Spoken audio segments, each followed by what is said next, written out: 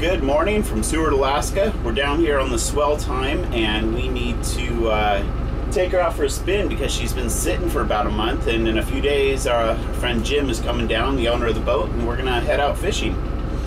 But today we do have a surprise for you. It's gonna be a first. We decided while we're out on the boat that we would have our first question and answer session. You know, why should we do a question and answer session sitting on a couch talking to you guys? Let's do something. Yeah, it's not gonna be super exciting. We're just checking the oil, making sure the belts are tight, and gonna take a quick lap around the bay and get that moss off the bottom of the hull. But we're gonna do something and answer your questions at the same time. So let's cast the lines and get out of the slip here.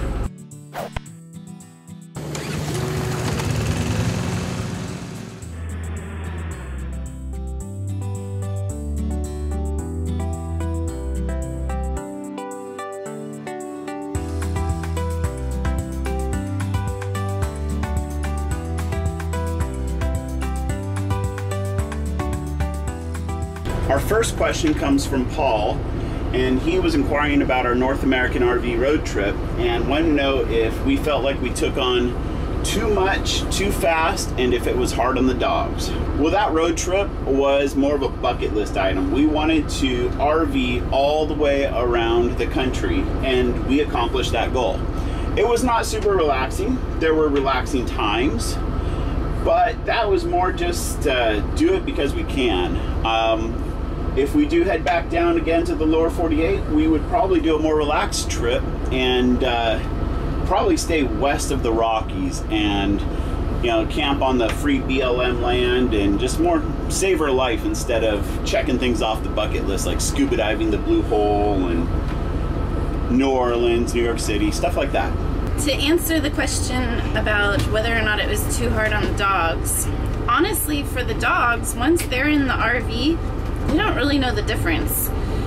We did find that if we took them for a walk every day, it helped a lot because they would not be quite so antsy or easily irritated by one another. But otherwise, we're blessed with really good traveling dogs. They both love to go for rides, and as long as they're with us, they really don't care.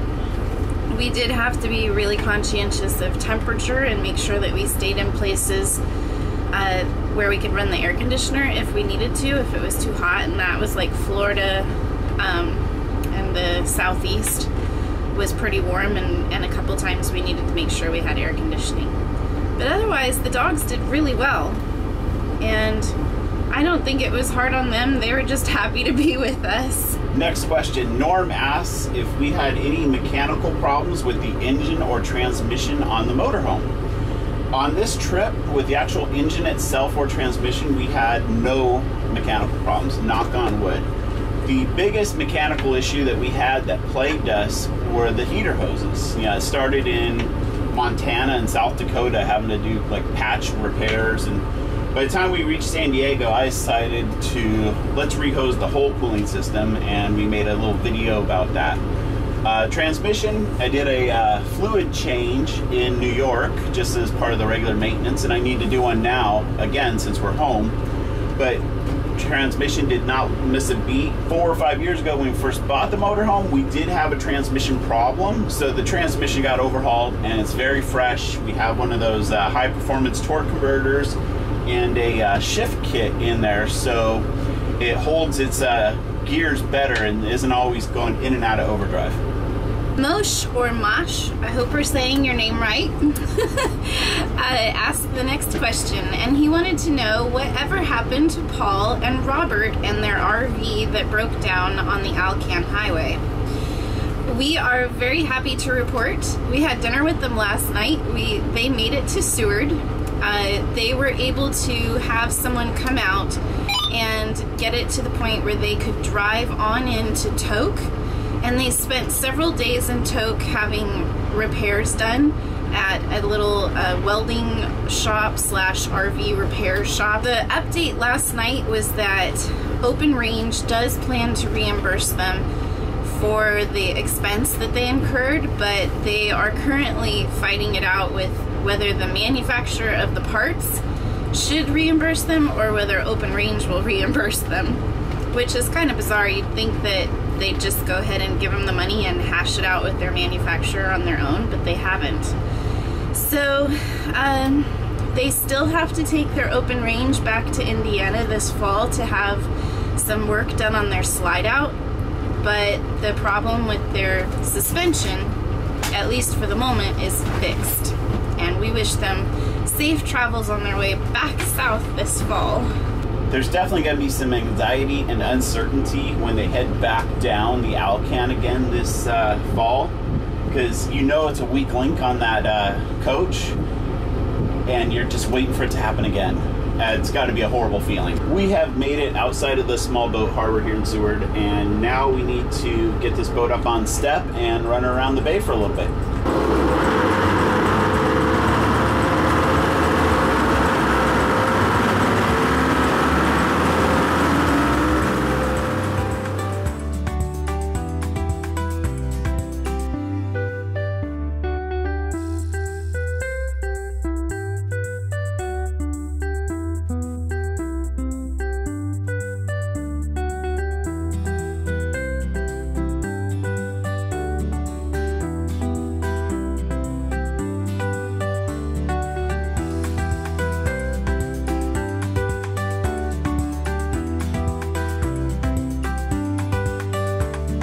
Before we get back to our Q&A session, I thought you guys might like to see this. We are coming up on 4th of July weekend, and if you don't already know this, Seward is probably the most popular place in the state to be. We have a Mount Marathon race here, and our little town of 2,500 to 5,000 people grows to 30,000 people for the weekend. We like to stay home, but a lot of people come down here and stay at the waterfront campground. Beautiful campground. They have electricity and water, no sewer, but there's a dump station right across the street. This right here is Mount Marathon, and that's what people race up and down on the 4th of July. It's a race that's been going on here for decades, and you can see we are just lined up with people. Not only this, but behind all of these people, they have made temporary RV parking in all of our baseball and soccer fields right behind here. So, and there will be more to come. We still have a few days before the holiday weekend actually gets here. Our next question comes from Scott, and he wants to know what kind of ATV we have and would we recommend it. We have a 2010 Arctic Cat Prowler, and we got it in 2012. It was sitting on the lot of a dealer down in Homer for like 2 years or more, and they were very, very motivated to get it off their lot and made us an offer we couldn't refuse. You know, I would recommend the Arctic Cat Prowler. I would not buy another one for us. We would like to have the option of seating 4 people instead of only 2. And one of our friends got a Honda UTV or side-by-side, and it has a big old bed, which you a lot of times sacrifice when you get a 4-seater. The seats in the back fold up out of the bed, so you have the best of both worlds. So when you don't have 4 people with you, you can still utilize the bed, and the ATV to us is more of a tool and a piece of equipment than a pleasure vehicle. And then Larry asked if we've ever tipped that thing over. No, and we do not want to. Becky won't let you. Yeah, Rebecca's very afraid of heights, and she does not like situations like that, so we do our very best to avoid them, and we are getting waked by a boat right now as we're idling out here. The next question is from Rustic by Nature, and they wanted to know about being able to access the Knick four-wheeling areas with a truck. Absolutely can do it. We've seen a lot of folks out there with all sorts of four-wheel drive vehicles.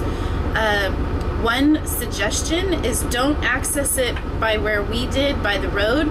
Go on up to the Jim Creek Pavilion, and you can access it more easily with your four-wheel drive truck from there. Do be careful on the water crossings. And we always try to go, even if we're by ourselves, we try to find other people to kind of join up with so that we can see, you know, what it's like when they cross the rivers or trade off doing that, or be there to help each other get unstuck. We're making our way back into the small boat harbor, and we have time for one more question. And it was asked by Infected Styles, which state had the worst people? That's a very good question. I can't pin it down to a state because I will never condemn everybody in one location. But I will say that we encountered a lot of rude people in Northern California, like north of the Bay Area, and Southern Oregon. This dude totally just cut us off. Not cool. I would have to agree with Ben. There's something about the Northwest.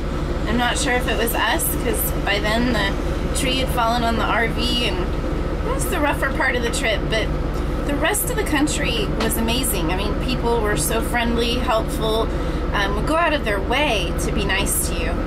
Did not get that feeling in the Northwest. Coastal part of the Northwest. Yeah, and I don't know about stretch that we visited. I mean, we visited such a small portion of that area. It's hard to say, but I would agree. It's the Coast Guard Cutter Mustang.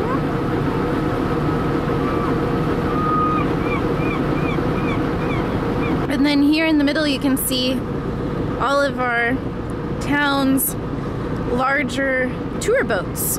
So you can go out with Major Marine or Kenai Fjord Tours and see the wildlife and the glaciers and all that there is to offer out here in our incredible Resurrection Bay and beyond. Lots of pretty boats. If you hadn't figured it out yet, we like boats. Okay, that's a wrap, guys. We are back in the slip. Thanks for watching our very first Q&A video, and hope you enjoyed actually doing something with us while we answered your questions. Be sure to watch for our next video. We're going to be going fishing in a few days, and Chris from Chris and G Travels will be joining us. Yeah, it should be fun. He helped me get the boat launched, so we're going to show him our appreciation by taking him out for a good day of fishing. Be sure to like, comment, subscribe, share with your friends, and if you have some more questions, put them down below. Most importantly, enjoy the ride.